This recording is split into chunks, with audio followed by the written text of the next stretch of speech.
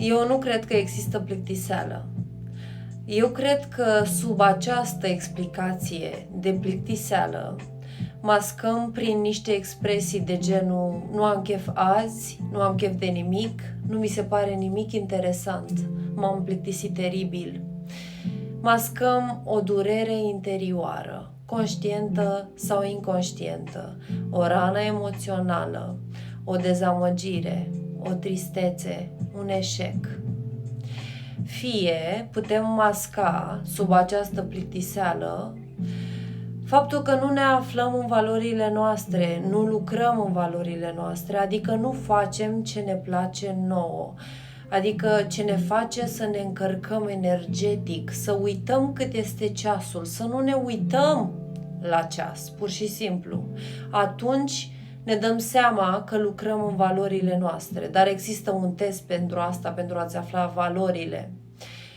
Așadar, plictiseala maschează ceva. Starea aceea, practic, este doar o mască. E ca și când ar fi preșul și sub preș se află adevăratul motiv.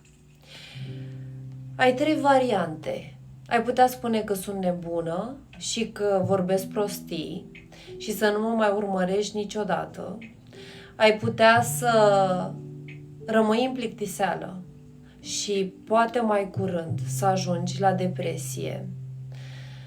Sau ai putea să înțelegi, să accepti, să vezi rana din spatele plictiselii, ceea ce se află sub preș, să o scoți afară, să ai curajul să o faci pentru că este extrem de greu și dureros.